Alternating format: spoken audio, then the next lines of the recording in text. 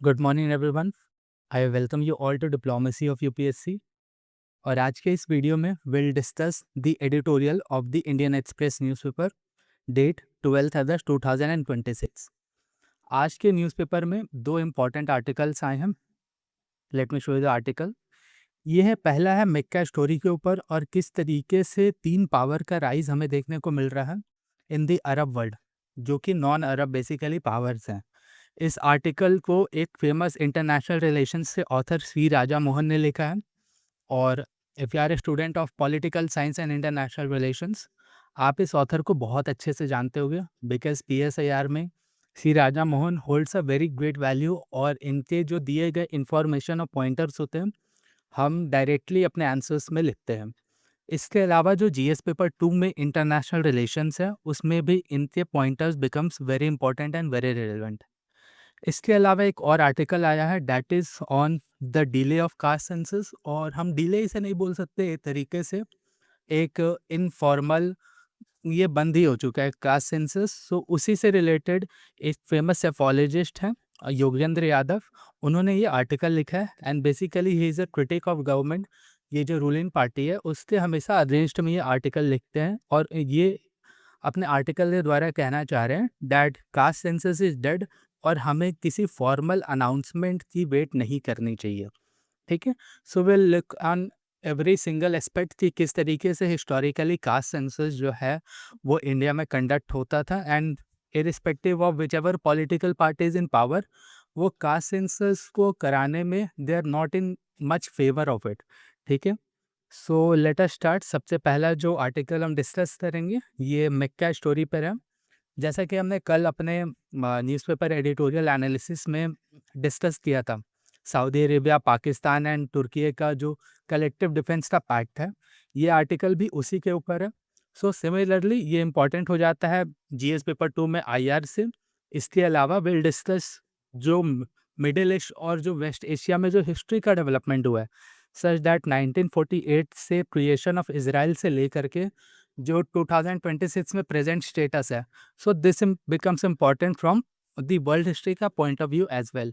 इसके अलावा यहाँ पे पाकिस्तान का रोल भी है। So whenever there is Pakistan का role, it becomes a threat to national security या फिर एक कंसर्न तो रेज हो ही जाता है। So this is also important from the perspective of GS paper 3। ठीक है। So let us start the video. सबसे पहले हम देखेंगे कि आर्टिकल में एक्चुअली में क्या कहा गया है। ठीक है। जो मक्का अकॉर्ड है as well as Saudi Iran का रीअप्रोचमेंट, ये दिखाता है कि किस तरीके से इट डिक्लाइन हो रहा है अरब की यूनिटी में। और ये एट प्रेजेंट ही इसमें डेवलपमेंट नहीं हुई है, ये 1970 से लगातार देखने को मिल रहा है। वेस्ट एशिया में नॉन अरब पावर्स जो हैं ये काफ़ी ज़्यादा प्रोमिनेंस गेन कर रहे हैं, such that Israel, Turkey and Iran. और sorry, just give me a moment.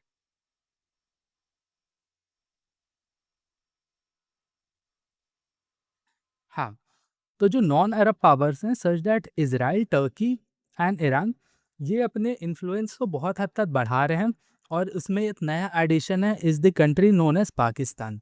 Pakistan का ये हमेशा से मोटिव रहा है that they want to show their lineage as an Arab lineage, but वो एक अरब कंट्री जनरली है नहीं पाकिस्तान, बट वो हमेशा से देखने को चाहता है। But now at present time the Pakistan has emerged as a key player, क्योंकि वो एक सिक्योरिटी रोल और एक स्ट्रैटेजी डीपनिंग कर रहा है with the country of Saudi Arabia. You know, Pakistan जो है, जैसा हमने कल भी डिस्कस किया था, Pakistan is the only nuclear powered Muslim country. Pakistan is the only nuclear power Muslim country. So जो मुस्लिम वर्ल्ड है, बेसिकली जो अरब के देश हैं और जो मिडिल ईस्ट और वेस्ट एशिया के देश हैं, उसमें पाकिस्तान इकलौता ऐसा कंट्री है जो मिलिट्री, उसके पास एक स्ट्रॉन्ग मिलिट्री है। इसके अलावा वो न्यूक्लियर पावर्ड भी है। और जिस तरीके से अभी यूएस का बर्ताव रहा है इन द मिडिल ईस्ट का कन्फ्लिक्ट, उससे बहुत सारे कंट्रीज़ के ऊपर में एक डिबेट छिड़ चुकी है कि क्या हमें यूएस से ऊपर डिपेंडेंट होने की ज़रूरत है, और क्या हम यूएस के ऊपर डिपेंड होकर के अपने कंप्लीट सिक्योरिटी को इंश्योर कर पा रहे हैं या नहीं कर पा रहे हैं। इसकी वजह से जो पाकिस्तान का रोल है ये थोड़ा-सा अपग्रेड हुआ है in terms of security and dealing with the middle east country, specially the country of Saudi Arabia. ठीक है? तो हम थोड़ा हिस्टोरिकल कंटेक्स्ट भी देखते हैं कि किस तरीके से अरब में जो यूनिटी है इसका डिग्रेडेशन और एक डिक्लाइन देखने को मिला है सिंस 1970s।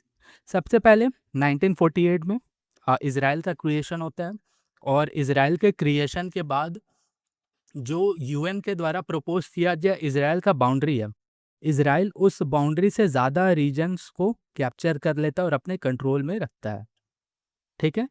उस समय से ही अरब कंट्रीज़ और इज़राइल के बीच में जो हॉट वर्ड्स हैं या फिर एक बैड रिलेशंस की भावना होती है, majority of the countries Israel as a country को रिकॉग्नाइज़ भी नहीं करती है। सो उस समय से ही मिडिल ईस्ट जो है वो डिस्टर्ब रहने लगा। इसके अलावा जो 1956 में सुएज़ क्राइसिस हुई थी, उससे अरब को एक बहुत बड़ा सेटबैक लगा था। ऑल्दो जो इजिप्ट था, इट बिकम्स वो उस सुएज़ क्राइसिस से जो कॉन्फ्लिक्ट है उसमें ही बिकेम विक्टोरियस। ठीक है? अब्दुल नसीर जो उस समय इजिप्ट के प्राइम मिनिस्टर थे, उनके अंडर में Egypt won the Suez crisis. Actually हुआ क्या था कि बिफोर 1956 जो सुएज़ कैनल था, it was under the control of English and French. ठीक है? उस समय के जो इजिप्ट के प्रेसिडेंट थे अब्दुल नासिर, उन्होंने सुएज कैनल को नेशनलाइज कर दिया था and he took the Suez canal under his government का कंट्रोल। और उसके रिस्पॉन्स में जब इंग्लिश ब्रिटिशर्स को और फ्रेंच को ये रियलाइज़ हुआ कि उनका कंट्रोल इस सुएज कैनल के ऊपर से जा सकता है, he launched a attack on Egypt with the help of Israel. ये कुछ समय तक ये वॉर चली थी, एक तरीके से एक मिलिट्री कॉन्फ्लिक्ट चली थी, but after the intervention of the Soviet union और ईरान के इंटरवेंशन के बाद ये सुएज क्राइसिस को कैंसल आउट कर दिया गया एंड अल्टीमेटली जो ब्रिटिशर्स हैं और जो फ्रेंच हैं उन्हें ये सुएज कैनल को छोड़ना पड़ा था। बट ऑल्दो ये एक अरब देश इजिप्ट से जीत हुई थी, बट उस समय से ही अरब को एक बहुत ही मेजर सेटबैक लगा था। इसके अलावा जो 1967 में सिक्स डे वॉर हुई थी, इसमें इज़राइल ने बहुत काफ़ी ज़्यादा लैंड को कैप्चर कर लिया, जैसे कि उसने सिनाई पेनिनसुला, इसके अलावा ईस्ट जेरूसलम, ऐसे बहुत सारे लैंड को अरब देशों से छीन लिया और अपने कंट्रोल में रख लिया। So that become a major setback for the Arab world. इसके अलावा 1973 में योम किपुर वॉर हुई थी। उसमें although Arab becomes partial victorious, but वो डिसाइसिव विक्ट्री नहीं गेन कर पाए थे। इसके अलावा फिर 2010 में 10 के अराउंड में अरब स्प्रिंग हुई। A lot of internal divisions also happened in the Arab world. Authoritarianism का राइज हुआ, जिस तरीके से सद्दाम हुसैन के द्वारा वो यूएस और सद्दाम हुसैन के बीच में उस तरीके की कन्फ्लिक्ट चली थी। इसके अलावा काफ़ी एथनिक इश्यूज हो रहे थे, काफ़ी सेक्टेरियन इश्यूज हो रहे थे। So it became a prominence for the decline of Arab unity. ठीक है? गल्फ कोऑपरेशन काउंसिल का बात करें, सो इसका जो इस्टेब्लिशमेंट है ये 1981 में ईरान इराक के बीच में जो वॉर हुई थी, ये काफ़ी लंबी वॉर चली थी और इसमें कोई भी कंट्री ईरान और इराक में ये विक्टोरियस नहीं हो पाया था। सो इस जो गल्फ कोऑपरेशन काउंसिल में जो कंट्रीज़ हैं, they are basically the gulf countries. उसमें Saudi Arabia, UAE, Kuwait, Qatar, Bahrain और ओमान होते हैं।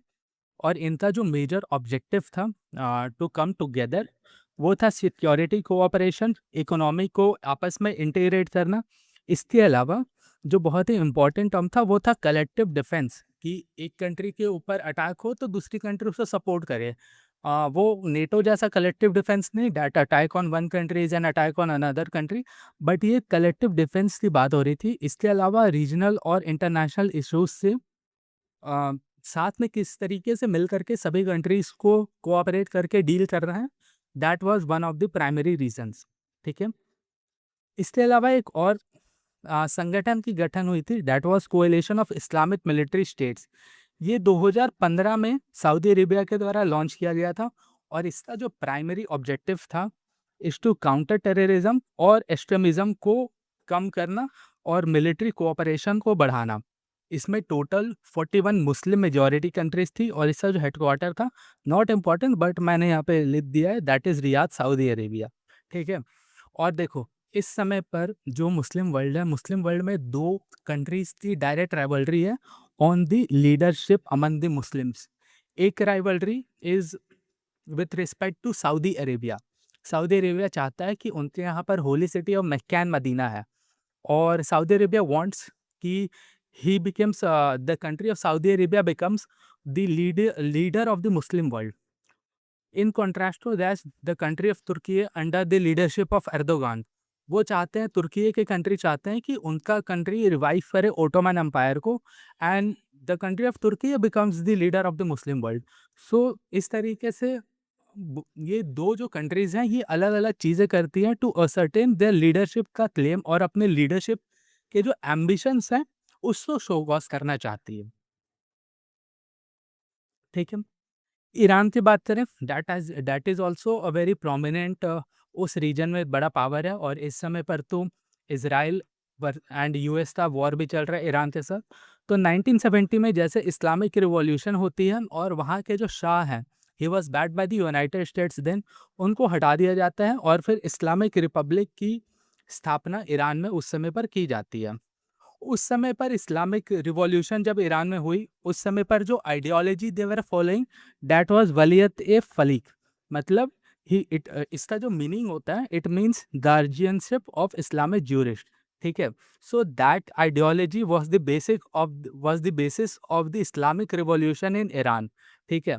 और इनका जो स्ट्रैटेजी था, आप जानते हो कि ईरान जो है that is predominantly a Shia community का देश। इस्लाम है, इस्लाम में मेजरली दो कम्युनिटी होती है, एक होती है शिया, एक दूसरी होती है सुन्नी। जो मेजॉरिटी पॉपुलेशन मुस्लिम वर्ल्ड में या फिर पूरे वर्ल्ड में इस्लाम की है, वो है सुन्नी फॉलोअर्स। बट जो ईरान है, that is a Shia majority वाला कंट्री। सो इनका जो इस्लामिक रिवॉल्यूशन लाने का जो पर्पस था, उसमें जो स्ट्रैटेजी उन्होंने अपनाई थी, वो थी कि ये जो शिया ग्रुप्स हैं with in Iran, smaller groups हैं, उनको सपोर्ट करना। इसके अलावा जो मिलिशियाज हैं, जो स्मॉलर ग्रुप्स हैं जो लड़ सकते हैं, उनको सपोर्ट करना, और उस तरीके से इन्होंने जो शाह ऑफ ईरान है उनको ओवरथ्रो किया था। Axis of resistance, Iran Iraq में शिया मिलिशिया को गवर्न करना। सीरिया में जो असद की सरकार थी, बशर अल असद, आज हम इस टॉपिक को, इस हिस्ट्री को डिस्कस कर रहे हैं, और कल का ये न्यूज़ है कि जो सीरिया की कोर्ट है, उसने फॉर्मर सीरियन प्रेसिडेंट बशर अल असद को फांसी की सज़ा सुनाई है, और उनके ऊपर चार्जेस हैं कि उन्होंने हज़ारों जो सीरियन नेशनल्स हैं उनकी हत्या करवाई थी। ठीक है। लेबनान में हिजबुल्ला एक टेररिस्ट आउटफिट है, उनको सपोर्ट करना, एज वेल एज जो यमन में हूती रिबल्स हैं उनको सपोर्ट करना। So this was the axis of resistance from the Iran. इसके अलावा ईरान का जो न्यूक्लियर प्रोग्राम है, उस वो भी एक बहुत ही इंपॉर्टेंट प्रोमिनेंस होल्ड करता है प्रेजेंट टाइम्स में भी, और since a long period of time.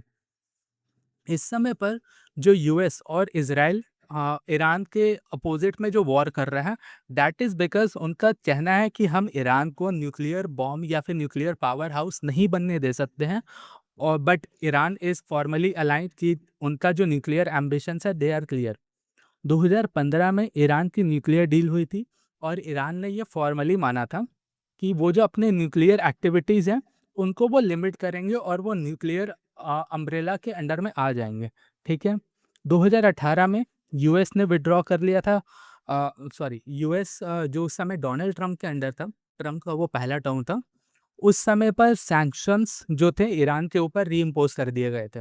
उससे पहले इंडिया जो है, इंडिया भी काफ़ी हद तक ऑयल जो है वो ईरान से इम्पोर्ट कर रहा था, but after the sanctions from the US, India also avoided कि वो जो ऑयल है वो इम्पोर्ट ना करे। ठीक है। उसकी वजह से भी उस समय पर हमारे कंट्री में थोड़ी इन्फ्लेशन की प्रॉब्लम आई थी। 2015 का अपडेट ये है कि ईरान जो है वो डील को रिवाइव तो करना चाहता है, बट जो डिस्ट्रस्ट है ये दोनों तरफ से, ईरान भी वो ट्रस्ट फील नहीं करता है, और जो यूएस इज़राइल है वो भी ट्रस्ट फील नहीं करते हैं। ठीक है। ईरान कहता है कि इज़राइल का जो मिलिट्री डोमिनेंस है, हमें उसको काउंटर करने के लिए न्यूक्लियर पावर चाहिए। इसके अलावा वो एलिगेशंस लगाता है कि जो इज़राइल है, Israel is already a nuclear powered state. Although उसने अभी तक डिक्लेयर नहीं किया है, बट ये काफ़ी सारे ऑर्गेनाइजेशंस बोलते हैं, काफ़ी प्रोमिनेंट बॉडीज़ बोलती हैं कि इज़राइल के पास न्यूक्लियर वेपन्स आ चुकी है। सो ये कहना है ईरान का। इसके अलावा अरब स्टेट्स जो हैं वो अपने टाइज़ को ग्रो कर रहे हैं इज़राइल के साथ। जैसे मैंने आपको कल बताया था कि सऊदी अरेबिया की ऑल्दो फॉर्मल टाइज़ नहीं है इज़राइल के साथ, but against Iran, Saudi Arabia and Israel they cooperate with each other. ठीक है? सो ये तरीके की भी चीज़ें हैं। इसके अलावा ट्रम्प के जो पहला टर्म था उसमें अब्राहम अकॉर्ड्स भी साइन हुए थे। काफ़ी सारे मुस्लिम कंट्रीज़ ने इज़राइल को as a formal country recognise किया था। तो ये सारे भी इश्यूज़ हैं। ठीक है?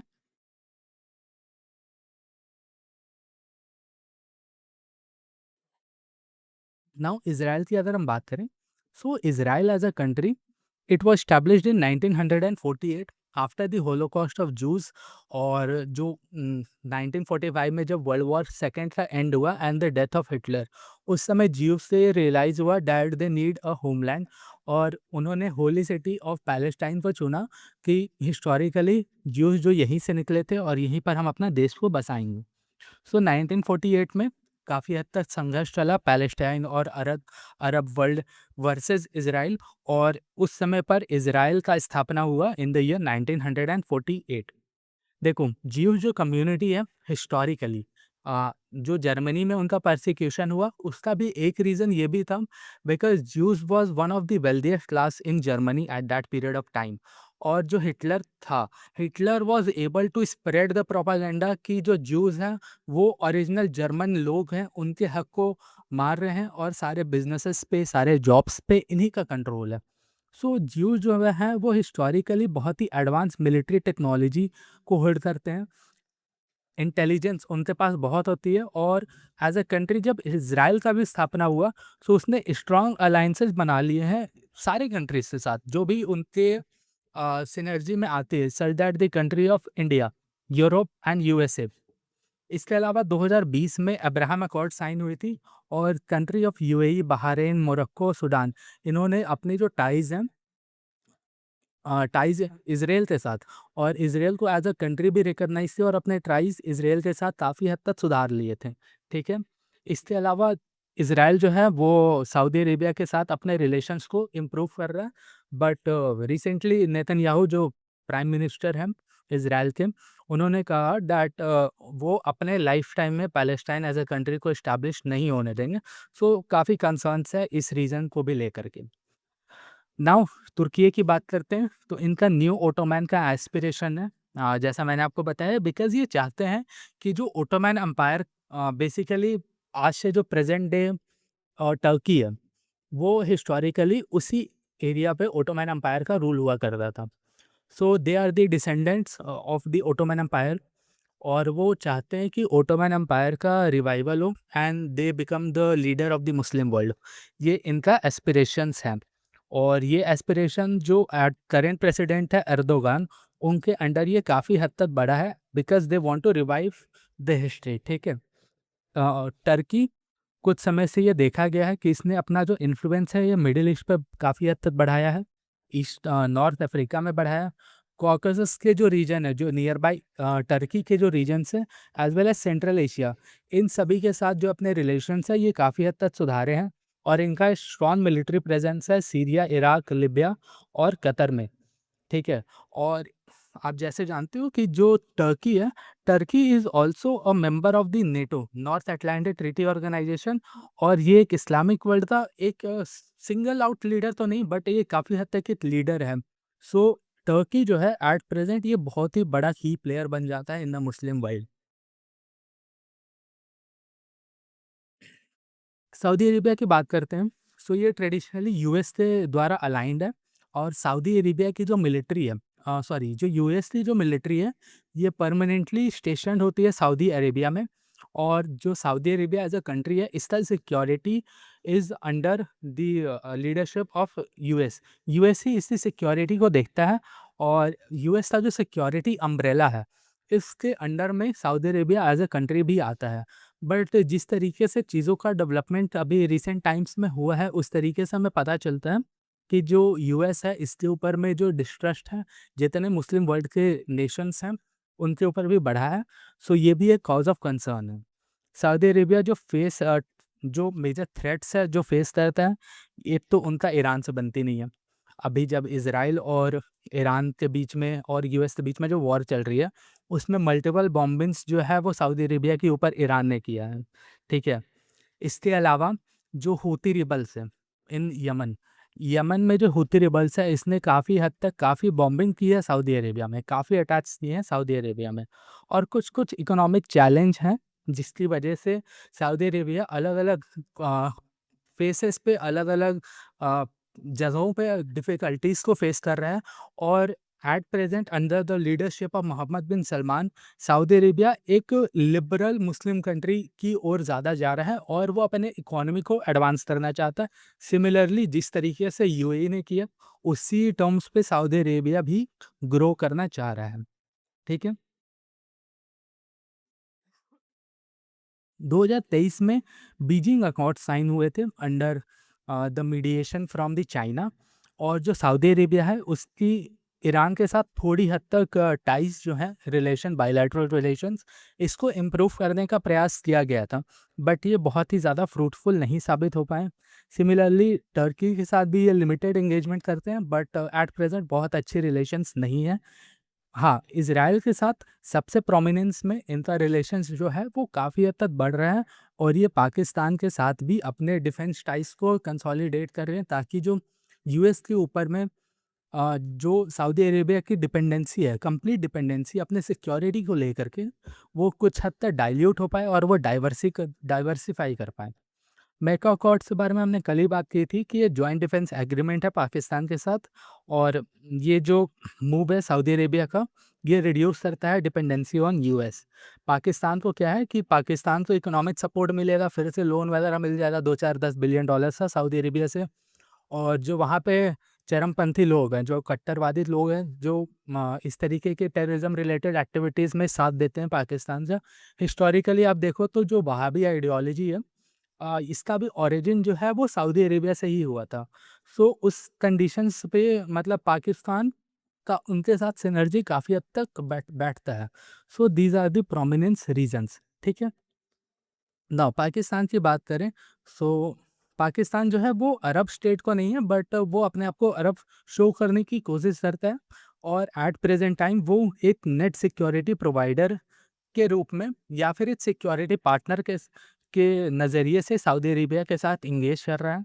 रीज़न यही है that it is the only nuclear Muslim state, military expertise है, ठीक-ठाक मिलिट्री है, शेयर्ड रिलीजियस आइडेंटिटी, दोनों मुस्लिम मेजॉरिटी नेशंस हैं, और लॉन्ग स्टैंडिंग डिफेंस कोऑपरेशन है। 2025 का पैक्ट के बारे में हमने बात कर लिया।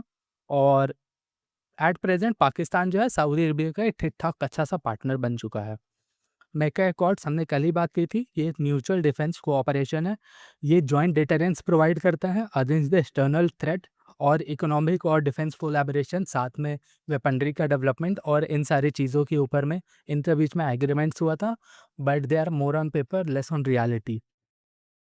इसके अलावा जो मेका एकॉर्ड्स है ये सिंबलाइज करता है trust and deepening of strategic partnership between the three Nations. और ये पार्ट ऑफ सऊदी एफर्ट्स है, ताकि वो अपने सिक्योरिटी टाइज को डाइवर्सिफाई कर पाएँ।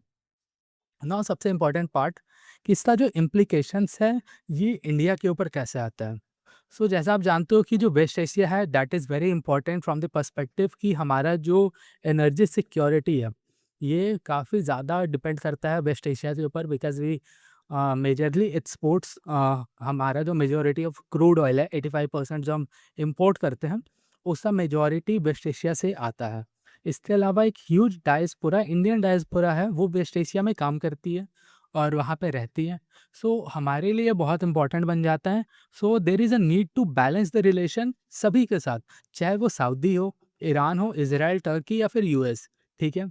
जहाँ बाहर पोर्ट थी, जिस तरीके से हमने कोऑपरेशन करके ईरान के साथ उसको डेवलप किया है, ये 2 कंट्रीज़ के बीच में जो इकोनॉमिक टाइज़ है, इसको स्ट्रेंथन करता है। इसके अलावा जो आईमेक कॉरिडोर का डेवलपमेंट पिछले 3-4 सालों से चल रहा है, ये भी एक तरीके से इकोनॉमिक एंगेजमेंट के थ्रू बायलैटरल रिलेशंस को सुधारने की तरफ बहुत ही बेहतरीन कदम है। इसके अलावा जो डिफेंस एंड काउंटर टेररिज्म का ऑपरेशन है, जो हम टाइम टू टाइम गल्फ के कंट्रीज के साथ करते हैं, ये भी इम्पोर्टेंट है। मिडल ईस्ट का बात करें, सो यहाँ पर अलग अलग कंट्रीज का जो पावर या फिर इन्फ्लुएंस बढ़ रहा है। So there is a development और the emergence of multipolar power structure. ठीक है, उसकी वजह से अलग अलग ग्रुप खड़े हो रहे हैं। Turkey as a country, Saudi Arabia as a country, फिर Iran as a country, sorry. So multipolar power structure की तरफ ये डेवलपमेंट हो रहा है। और जो पैन अरेबिज्म है, मतलब एक ग्रेटर अरब वर्ल्ड, उसका डिक्लाइन हमें देखने को मिल रहा है। बिकॉज नॉन अरब कंट्रीज का जिस तरीके से डेवलपमेंट हो रहा है, और जो आर्म्स रेस है आफ्टर जो यूएस का सिक्योरिटी अम्ब्रेला है, इसके ऊपर जो ट्रस्ट डेफिसिट बहुत सारे कंट्रीज का हुआ है, जिसकी वजह से आर्म्स रेस भी बढ़ चुकी है। और देर इज पोटेंशियल थी। Just give me a moment.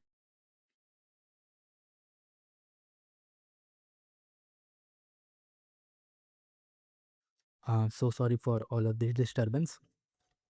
सो जो प्रॉक्सी वॉर्स हैं और जो नई कन्फ्लिक्ट्स हैं, इन सभी को राइज होने का ये बहुत ही हायर पोटेंशियल भी सऊदी अरेबिया या फिर मिडिल ईस्ट के कंट्रीज में रेज हो जाता है। सो अभी हमें नीड क्या है? नीड ये है कि हम डायलॉग को कंटिन्यू करें। इंडिया की मैं बात करूं तो हम डायलॉग को कंटिन्यू करें सारे पार्टनर्स के साथ। और हम ये इंश्योर करें कि किसी का भी कंट्री का जो लैंड है वहाँ से टेररिज्म भारत में एक्सपोर्ट ना हो। That should be our ultimate aim. हम टू स्टेट सॉल्यूशन भी चाहते हैं हमेशा से। हिस्टोरिकली इंडिया ने प्रपोज किया that there should be two state solution for the country of Israel and the country of Palestine. और हम मल्टीलैटरल फ्रेमवर्क्स जैसे कि ओआईसी, जीसीसी, यूएनओ, इनके थ्रू इन कंट्रीज के साथ डील करते हैं।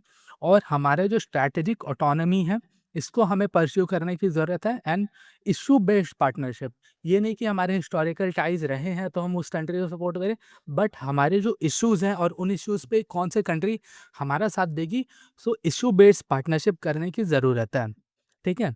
सो the power vacuum created by the Arab decline led to the new countries come in power, हम डिस्कस कर ही चुके हैं। India must read the shifting India must read the shifting sands wisely and act on its long-term strategic interest. ठीक है। So this was it. ये complete हमने काफ़ी डिटेल तरीके से जो अरब वर्ल्ड या फिर वेस्ट एशिया में जो डेवलपमेंट्स हो रही हैं, उसको काफ़ी अच्छे तरीके से हमने इस वीडियो में कवर किया है। So let us now move to the next article. और नेक्स्ट आर्टिकल को भी हम देखते हैं। Next article is based on caste census. ठीक है। Let us start with the context of the article. Context में ये कहा गया है, जो ऑथर है योगेंद्र यादव, ये कह रहे हैं कि गवर्नमेंट ने कास्ट सेंसस को 1 साल पहले अनाउंस किया था, बट 1 साल पहले बीत जाने के बावजूद इसके ऊपर कोई भी एक्सप्लेनेशन नहीं है। साल दर सालों से इसको बस टाला जा रहा है। और ये एक अपना एक फॉर्मल डेथ हिस्ट्री हो चुकी है and there is no need for an expectation of a formal announcement. ठीक है। कास्ट सेंसस को है वो क्वाइटली ड्रॉप कर दिया गया है और it is buried without explanation. इसका रीज़न क्या है? इसका रीज़न ये है because of the political reluctance of all the political parties. कोई भी पॉलिटिकल पार्टीज, ये एक पैंडोराज बॉक्स है। कास्ट सेंसस जो है, ये एक पैंडोराज बॉक्स है। अगर ये ओपन हो गया तो पॉलिटिकल पार्टीज ये मानती है, या बहुत सारे इंटेलेक्चुअल्स ये मानते हैं कि इंडिया में बहुत सारे इश्यूज खड़े हो जाएंगे। और जो इंडिया का डाइवर्सिटी, यूनिटी इन डाइवर्सिटी है, it is a threat to it. ठीक है। और कोई भी party does not wants to take any political, sorry, कोई भी party does not want to take any political risk और सोसाइटल बैकलैश को देखना नहीं चाहती है। ठीक है। हम इसको जीएस पेपर 2 में जो कॉन्स्टिट्यूशनल फ्रेमवर्क है, गवर्नमेंट के पॉलिसीज है, सोशल जस्टिस के लिए उठाए गए कदम, रिजर्वेशन के इश्यूज, इलेक्शंस और vulnerable sections of the society, इससे रिलेट कर सकते हैं। एज वेल एज जो इंडियन सोसाइटी में कास्ट का इश्यूज है। Indian society is a subject in GS paper 1। सो उसमें कास्ट ये टॉपिक है, social stratification as well as inequality, इससे ये आर्टिकल रिलेट करता है। जीएस पेपर 4 में तो ethics, social justice, fairness, equity, ये सारे टॉपिक्स तो आते हैं। और प्रीलिम्स के पॉइंट ऑफ व्यू से सेंसस का जो कंडक्शन है, ये probably 2026, Sorry, just give me a moment.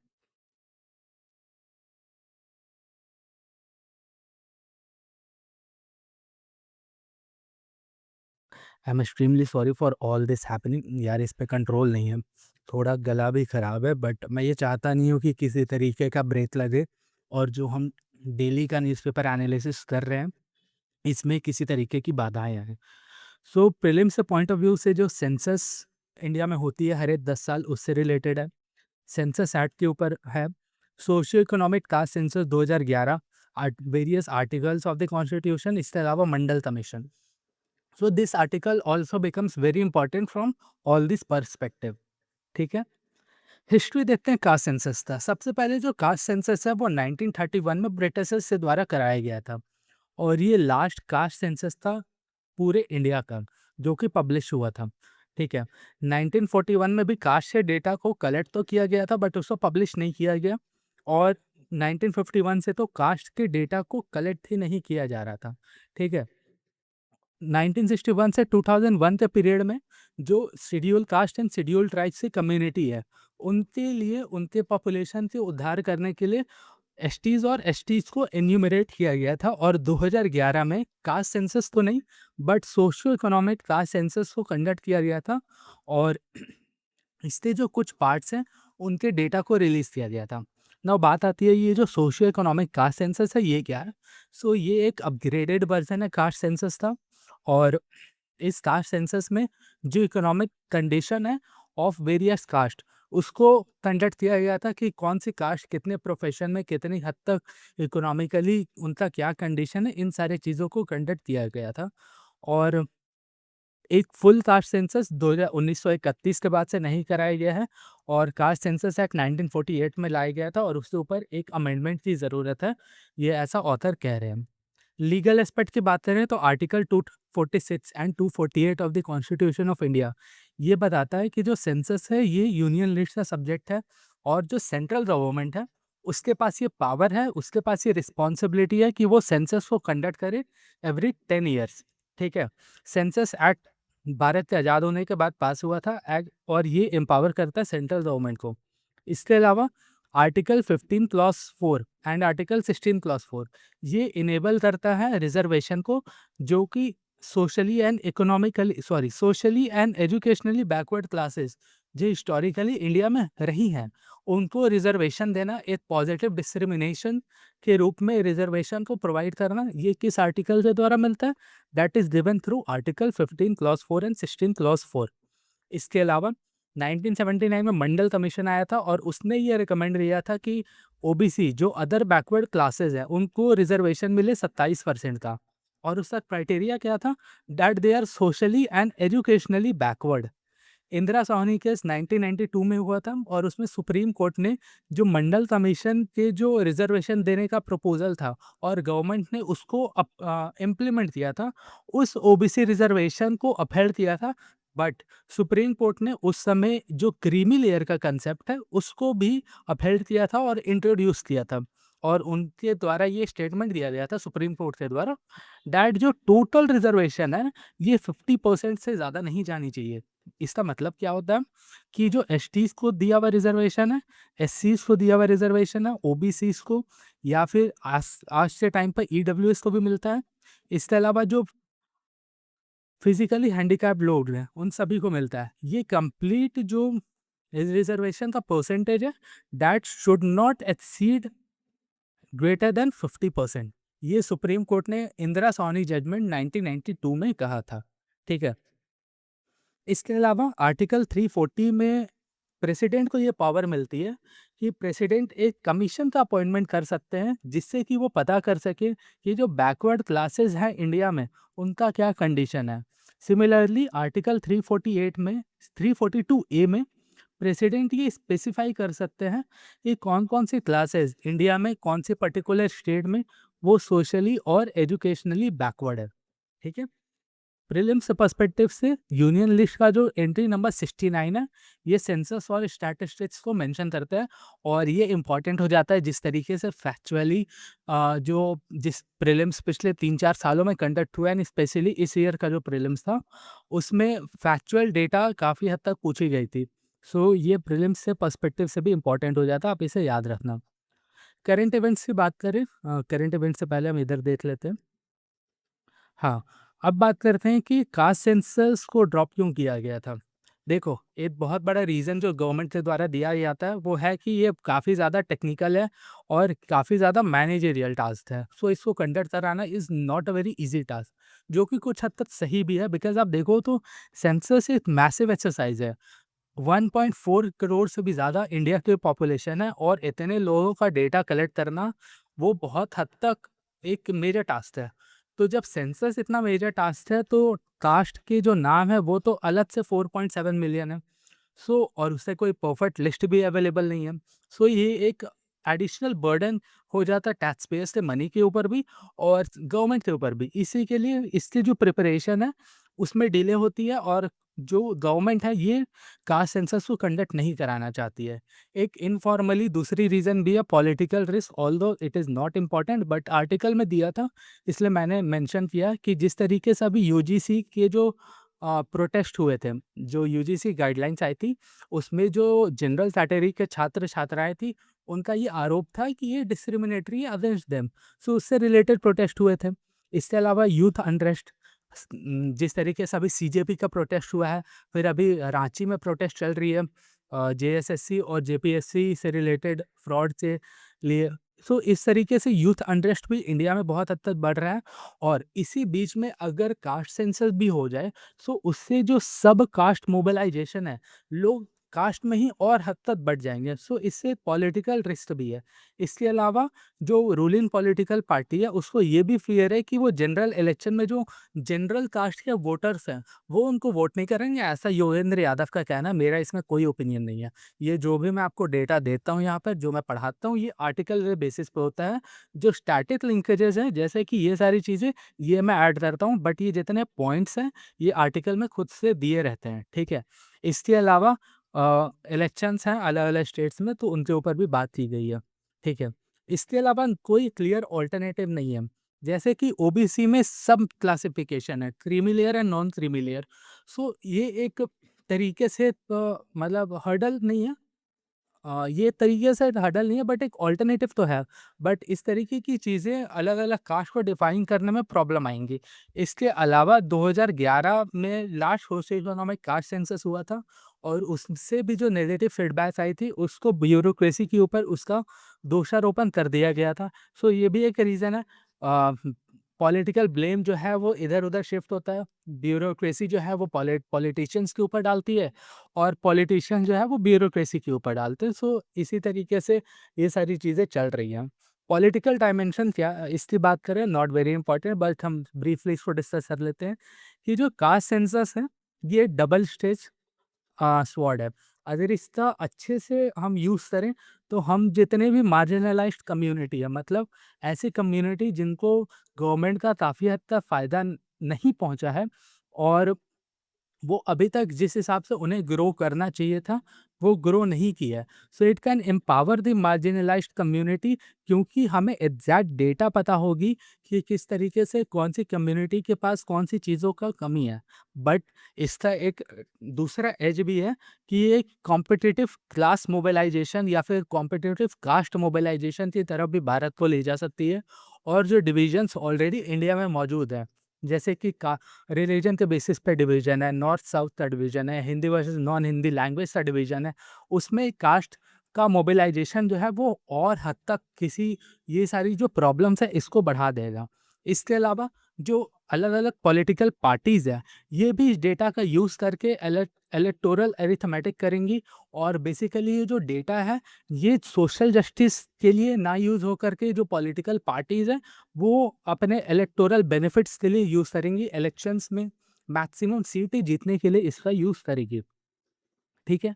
2023 में बिहार में कास्ट सर्वे हुआ था और ये कास्ट सर्वे से बहुत सारी डेटा भी निकल कर आई थी, बट इस डेटा से कोई क्लियर कट ऑब्जेक्टिव फुलफिल होता हुआ नहीं दिख रहा है हमें, है ना? इसके अलावा हम करंट लिंकेजेस की बात करें, 2023 में बिहार में सर्वे हुआ था, उसमें ये पता चला कि जो ओबीसी का पॉपुलेशन है बिहार में that is 63%, economically backward classes जो हैं वो 36% है, एससीज़ इज़ 19% और एसटी का पॉपुलेशन 1.66%। ये काफ़ी हद तक मतलब रीज़नेबल भी है because after the divide between Jharkhand and Bihar in the year 2000 majority of the ST community जो है वो झारखंड स्टेट में आ गई थी। सो इसलिए एसटीज़ का जो पॉपुलेशन है ये बिहार में ज़्यादा नहीं है। इसके अलावा यूजीसी के प्रोटेस्ट हुए थे, से एक यूथ मोबिलाइजेशन का भी एक एग्जाम्पल है। और जिस हिसाब से अभी पेपर लीक को लेकर के जैसे जंतर मंतर में प्रोटेस्ट हुआ न्यू दिल्ली में, झारखंड के रांची में जो प्रोटेस्ट चल रही है, सो ये सारे भी करंट इवेंट पे हम लिंकेजेस कर सकते हैं। और इलेक्शन का तो पॉइंट मत ही देखो, ये ऑथर ने डाला, बट आप इसको इग्नोर कर सकते हो। और डिमांड जो है ये सब कैटेगराइजेशन ऑफ ओबीसी की ये बहुत स्टेट्स में काफ़ी हद तक बढ़ रही है। इसके प्रोज एंड कॉन्स हमने डिस्कस कर भी लिए, एक बार और कर लेते हैं कि अगर हमें डेटा मिलेगा तो हम वेलफेयर स्कीम्स और पॉलिसीज़ को अच्छे तरीके से प्रिपेयर कर पाएंगे और उसको इम्प्लीमेंट भी अच्छे तरीके से कर पाएंगे। और ये हेल्प करेगा ताकि ट्रू रिप्रेजेंटेशन हो हर एक कम्युनिटी का और टारगेटेड इंटरवेंशन हो, जो भी इनजस्टिस हुए हैं किसी कम्युनिटी के साथ तो गवर्नमेंट उनको न्याय अच्छे तरीके से पहुंचा पाए। इसके अलावा जो कम्युनिटी मोस्ट बैकवर्ड्स हैं, उनका सब कैटेगराइजेशन करना ये भी एक तरीके से वेलफेयर्स में हेल्प करेगा। इसके अलावा एविडेंस बेस्ड गवर्नेंस, इस ये सारे कीवर्ड्स आप अपने आंसर्स में यूज़ कर सकते हो। It will also help in evidence based governance because हमारे पास डेटा होगा। बट कास्टिज़्म का जो फ्यूल है उसमें ऐड ऑन हो सकता है, पॉलिटिसाइजेशन हो सकता है डेटा का, मेथोडोलॉजिकल चैलेंज जो हमने टेक्निकल चैलेंजेस की बात की है, और इसका जो फाइनेंशियल बर्डन है ये भी काफ़ी ज़्यादा है बिकॉज़ इंडिया में जो कहते हैं 6000 से ऊपर जातियाँ हैं। और ये भी है कि काफ़ी ज़्यादा बड़ी पॉपुलेशन है और कास्ट के जो नाम है वो 4.7 मिलियन प्लस है। सो बहुत सारे इश्यूज़ हैं इसके ऊपर। 1 सेकंड। हुँ। सो हमें रिक्वायरमेंट किस चीज़ की है, ये तो हमने प्रॉब्लम से डिस्कस कर लिया। उसके साथ जो जो एसोसिएटेड इवेंट्स है वो सारी चीज़ें डिस्कस कर ली। जो पॉलिटी के स्टैटिक पोर्शंस हैं हमने वो चीज़ देख ली है। सो वे फॉरवर्ड में हम ये देख सकते हैं कि हमें एक ट्रांसपेरेंट और methodologically sound constitutionally valid caste data collection mechanism की ज़रूरत है। ये ऑथर कहते हैं कि हमें इस तरीके की चीज़ों की ज़रूरत है। हमें सोशो इकोनॉमिक कास्ट सेंसस जो हुआ था 2011 में, उसके फ्रेमवर्क को स्टैंडर्डाइज करना चाहिए, उसके फ्रेमवर्क को स्ट्रेंथन करना चाहिए और इसको फिर हमें इंटीग्रेट करना चाहिए सेंसस के द्वारा और इंश्योर करना चाहिए कि पॉलिटिसाइज ना हो किसी भी पॉलिटिकल पार्टी के द्वारा। और ये तभी इंश्योर किया जा सकता है जब एक पॉलिटिकल कंसेंसस बैठे और फिर जो भी डेटा निकल कर आए उसको हम वेलफेयर प्रोग्राम्स में यूज़ कर सके और सिर्फ इससे रिजर्वेशन को बढ़ाए नहीं। बिकॉज इंदिरा साहनी केस में हमने देखा कि सुप्रीम कोर्ट ने ये एक्सप्लिसिटली कहा है कि 50% से ज़्यादा रिजर्वेशन कोई भी मतलब स्टेट्स में नहीं होगा और ओवरऑल किसी भी एग्जामिनेशन में किसी भी तरीके की रिजर्वेशन की चीज़ों में 50% से ज़्यादा रिजर्वेशन नहीं होगा। बट बहुत सारी स्टेट्स मोर देन 50% भी कर रहे हैं। सो रिजर्वेशन के लिए सिर्फ कास्ट सेंसस को कंडक्ट ना किया जाए। इसके अलावा सबसे इम्पोर्टेंट जो है we the people of India. So हमें पब्लिक ट्रस्ट भी जीतने की ज़रूरत है और ये तभी जीता जा सकता है जब गवर्नमेंट क्लैरिटी के साथ प्रॉपर कम्युनिकेशन करे और हर एक ग्रुप को इंक्लूड करे इस सारे डेवलपमेंट्स में।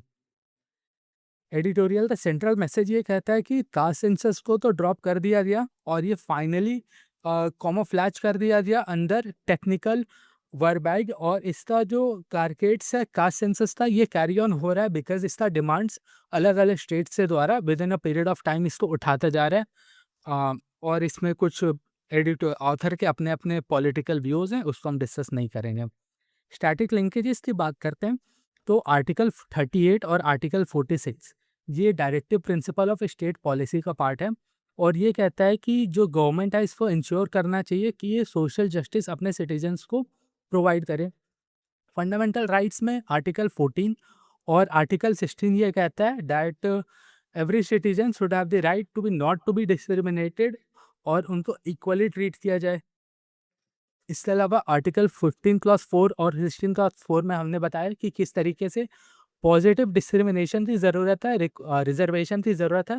हिस्टोरिकली जो भी बैकवर्ड क्लासेस और डिसएडवांटेज क्लासेस रही हैं इंडिया में, और सेंसस और डेटा ये हेल्प करेगा ताकि बेटर पॉलिसी फॉर्मुलेशन हो और जितने भी रिसोर्सेज हैं स्टेट से उसको इक्विटेबल डिस्ट्रीब्यूशन किया जाए। इंडियन सोसाइटी का जो हमारा सब्जेक्ट है जीएस पेपर 1 में, उसमें caste hierarchy, social stratification, inequalities और सोशल रिफॉर्म्स, इसमें भी ये जो डेटा है ये सारी चीज़ें यूज़ होंगी और गवर्नेंस में एविडेंस बेस्ड पॉलिसी मेकिंग होगी। सो दिस वाज इट। ये कुछ मेन से प्रोबेबल क्वेश्चंस हैं जिसको आप देख सकते हो and you can write your answers, because इस आर्टिकल को भी हमने काफ़ी इन डेप्थ हर एक एंगल से स्टडी किया है कि किस तरीके से कास्ट सेंसस इज़ इम्पॉर्टेंट और इसका नीड है in the present time of India, और इसमें क्या क्या चैलेंजेस हैं और is it like a Pandora's box और नॉट, इसको भी हमने डिस्कस किया है। So this was it for today's editorial analysis. If you like the video, आप इसको रिवाइज करके कल फिर से आ सकते हो अगला वीडियो देखने के लिए। So this is the end of this video. Study hard, study well, और मिलते हैं कल के वीडियो में। थैंक